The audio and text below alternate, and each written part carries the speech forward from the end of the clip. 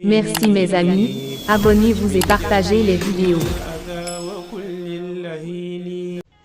Le limogeage de Dr Diallo, un digne fils, oui, qui lutte contre la corruption. Moi, c'est ma position. Son limogeage n'a surpris personne.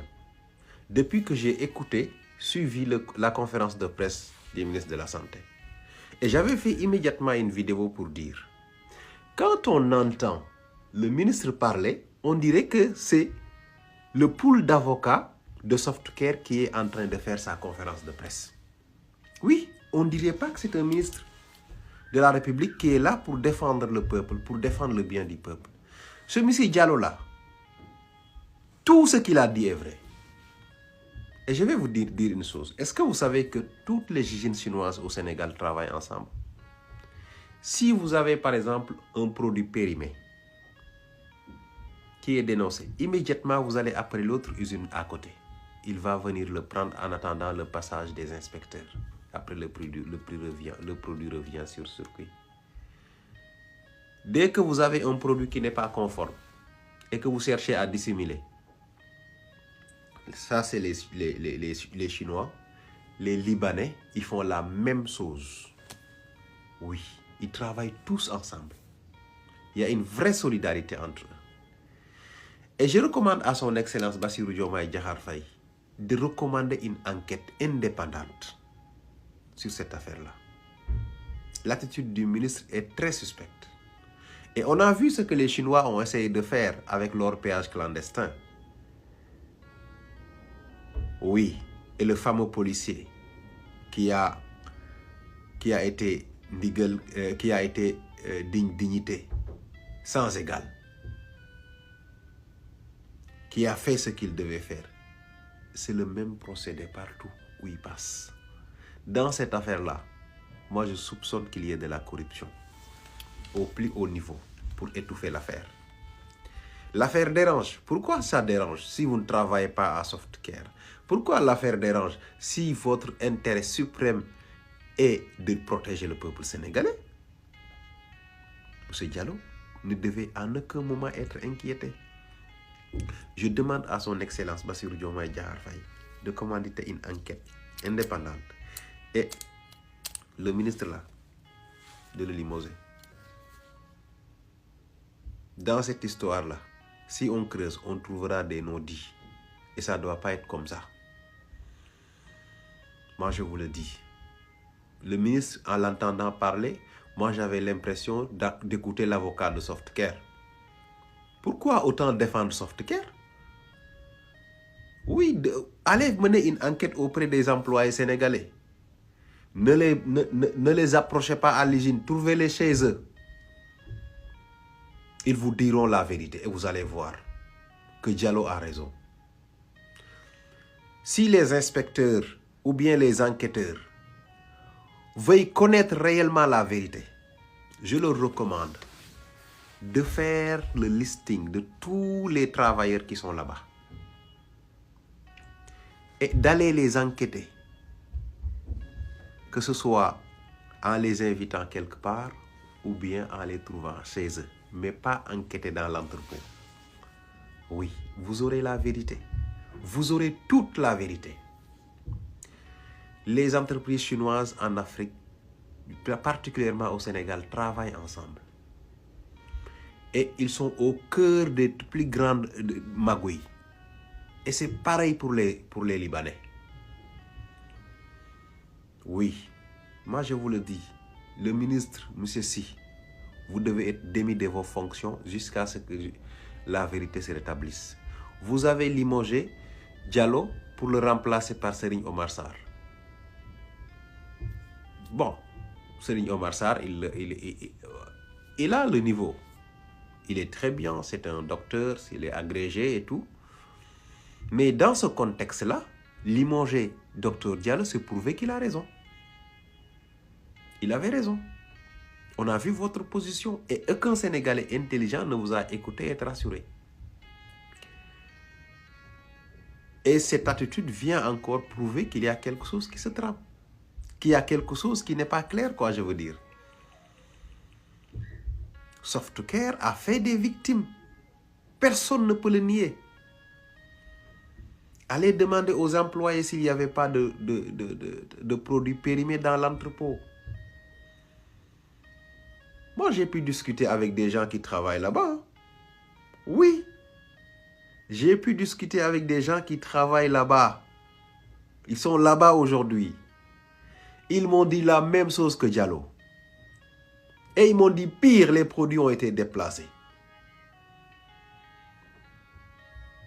Les produits ont été déplacés dans l'usine de fer, l'entrepôt de l'usine de fer, pendant le passage des inspecteurs. C'est ce qu'on m'a dit. Ici, moi, j'ai reçu cette information-là. Maintenant, c'est pour cela que je vous recommande de faire des enquêtes auprès des travailleurs, non pas en les interrogeant chez eux, au lieu de travail, mais allez les inviter, ne serait-ce que dans un ministère, un dimanche. Un jour, ils ne travaillent pas.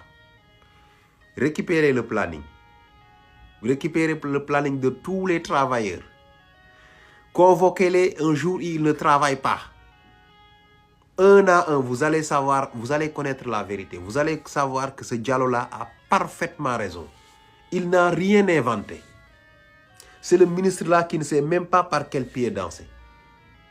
Je ne sais pas, c'est par ignorance ou bien c'est par magouille. Mais en tout cas, il a tort. Il ne maîtrise pas ce dossier ou bien il n'a pas dit ce qui doit être dit. Ce Diallo, je vous remercie. Des informations que j'ai reçues m'ont dit que vous avez parfaitement raison. Parfaitement raison. Et le jour de la visite, quand le deal a éclaté, ils ont enlevé les produits, ils l'ont ramené dans l'usine de fer qui est à côté. C'est ça la vérité. Les Chinois travaillent ensemble, ils s'entraident. Les produits ont été déplacés dans l'entrepôt de l'usine de fer. Partagez-moi ça jusqu'à ce que le président de la République ait accès au dossier. Interrogez. Et ce que je vous dis là, c'est les employés même de l'établissement qui me l'ont dit. Des gens qui travaillent là-bas. Mais pour la plupart, ils n'osent pas parler. Ils n'osent pas parler. Mais je sais que moi, ce que je dis là, c'est les employés de là-bas qui me l'ont dit. Les produits ont été déplacés. Dès que Diallo a parlé, ils n'ont rien détruit. Ils ont déplacé les produits dans l'usine de fer qui est à côté, qui appartient également à un Chinois. C'est ça la vérité de l'enquête. Monsieur ici, vous êtes totalement passé à côté. Totalement. Affaire Softcare. Docteur Diallo, dàq nañ ko, ministre bi dàq na ko, remplacé ko ak Serigne Omar Sarr. Serigne Omar Sarr moom awma lu may wax ci moom, bon borom xam-xam la, c'est un professeur agrégé et tout. Voilà. Mais yi may wax man lii moom ma yitteel. Monsieur le ministre, keroog bi nga defee conférence bu presse bu génn ku koy fàttale ko di ngeen xam ne man defoon naa vidéo ne man dafa mel ni avocat Softcare laa dégg muy wax mais pas ministre de la République. te loolu mooy dëgg. Argument yi nga fa joxe yëpp yuy défendre Softcare la te docteur Diallo mii li muy wax li mu wax nii amul kenn ku ko mën a dindi. te man dama leen di wax yow enquêteur ya ngeen fa ne moom ngeen yóbbu li tax fekkuñ fa dara dinaa leen ko wax ci vidéo bi li tax ñoom dañ leen a berner rouler leen dans la farine. gis nga ni ngay waxee yow xaw ma dangaa laal xaalis xaw ma dangaa incompétent wala dañu laa nax tu peux te tromper de mauvaise foi damay laaj man je sais pas. mais premièrement xam leen ne chinois yi yëpp yi fi yor ay usines nii la ñu def dañoo lëkkaloo ñoom ak libanais yi ñoo yem dañoo lëkkaloo ku ci bëgg a suux keneen ki ñëw sauver la. gis nga docteur Diallo bi mu waxee ne produit périmé am na dugal nañ ko dans le circuit bu affaire bi éclaté man ñu fay liggéeyee ñoo ma contacté ne ma docteur Diallo li mu wax dara mënu koo dindi dëgg la.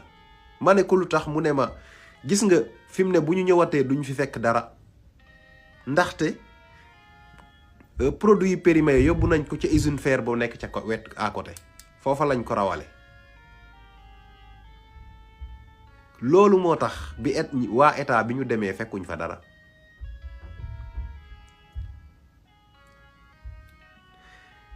muy lu doy waar quoi léegi man damay recommander son excellence mu jël dossier bi en main ministre bi ñu met ko xaw ma ministre la xaw ma mi waaye c'est le ministre de la santé xaw ma du ma wax ne ñu bon ñu dàq ko ba affaire bi leer ba bu mise à pied mënee nekk ñu def ko mise à pied léegi ñu interroger ña fay liggéey bu ñu leen interroger seen liggéey bërëbu liggéeykaay nañu xaar ba jour bu ñuy reposer ñu interroger leen convoquer leen wala ñu fekk leen seen biir kër ñu interroger leen ci mbir mi di ngeen xam ne boobaa Diallo mii moo wax dëgg ministre bi soit dafa laal corruption wala ñu nax ko parce que loolu it mën naa nekk gars yi dañoo xereñ gars yi dem ci terrain bi souvent bu ñu maguyee dañ lay ñëw ñu defal de faux rapport yow bu fekkee autorité nga demoo à la source ci loolu ngay basé wu bu ko defee sa raisonnement day faux de A à Z man nag moo tax damay recommander ministre la présidence ñu jël dossier bi en main gis nga fii Sénégal libanais yi ak chinois yi ñoo yem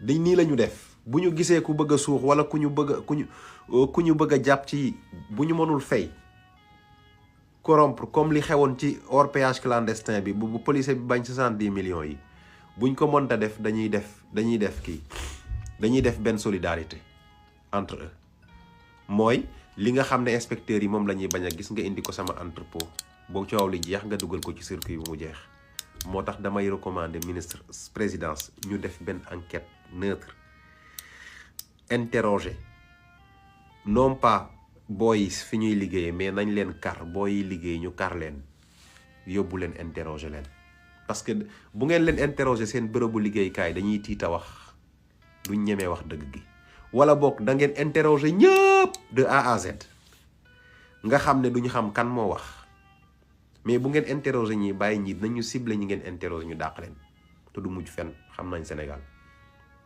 loolu mooy dëgg yow ministre bi keroog bi nga demee lu toll noonu yow en tant que ministre un ministère ngay bàyyi entreprise bi ñu accusé ne day utiliser de faux produits moom moo war a yor produit bi yóbbu ko Allemagne yow yaa ko waroon def yow sa ministère moo waroon jël loolu en charge dem def ay prélèvement yóbbu produit bi Allemagne ci laboratoire assermenté yi ñu xool ndax produit li Diallo wax dëgg la wala déet waaye defu leen ko ki ñu accusé nga xam ne moom la ñu accusé moo def jëf ju ñaaw ji moom ngeen ne way ñëwal nga woon ñu ne jëf ji rafet na bu demee mën naa nekk sax ne demut ci benn laboratoire mën naa dem ne daa dem ci benn entrepôt mu jël ay substance am dem ci imprimante dem chat GPT mu décriral ko un rapport mu ñëw jox leen ko